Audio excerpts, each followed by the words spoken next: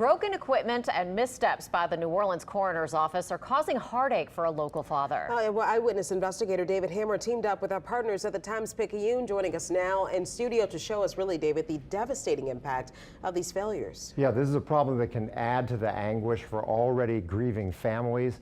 We know the city of New Orleans is struggling with basic services like police protection and trash collection. Well, now you can add preserving and identifying dead bodies to the mix.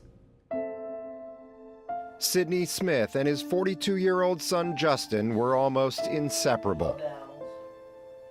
I was his father, his friend, his uncle, his sister, his brother, his everything. He didn't have a lot of friends, and I served that role. Justin was a talented artist, often selling his wares on Jackson Square. He also struggled with bipolar disorder and drug abuse. He collapsed in front of Jack's Brewery and died of an overdose on June 18th, Father's Day. Emotionally, I'm lost. I lost my best friend. I lost my child. I lost my son. It hurts. It really hurts. Adding to Sidney Smith's pain is when and how he found out his son was dead. For almost a month after Father's Day, Sidney had reason to believe Justin was still alive. And why? Because his credit card was being used over and over again in the French Quarter. On June 20th, 2 days after Justin's death, Sidney went to the Orleans Parish Coroner's office to get an OPC, an order to have Justin committed to a psychiatric facility. I'm told, no, we can't issue you another OPC until you know where he is. And then when you know where he is, we can then issue the OPC. Well, guess what? He was right there, in their building, under their roof, dead. It took 2 more weeks after Sidney got a fraud alert on Justin's credit card and after a tip that there were 2 John Does at the morgue. Sidney went back to the coroner's office to show an investigator photos of his son. And she came out and very matter-of-factly said, yes, we have him. He's here.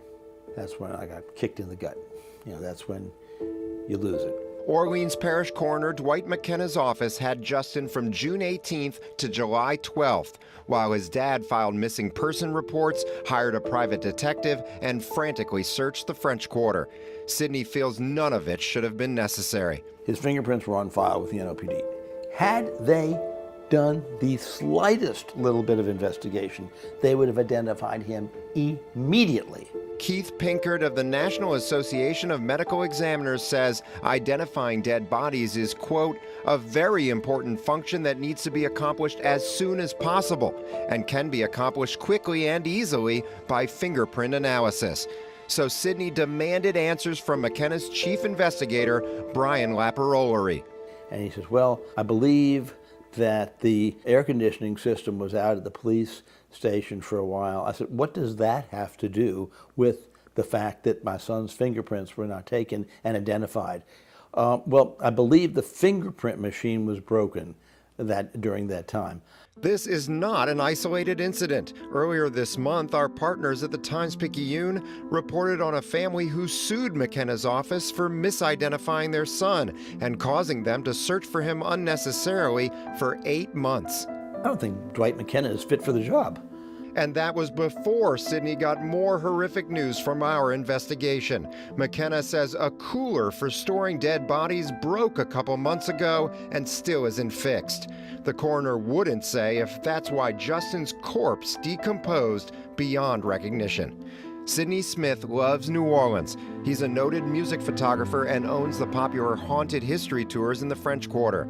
But his pain, exacerbated by government incompetence, is making him think for the first time about leaving his beloved hometown. And I never thought I would say that. David Hammer, Eyewitness News.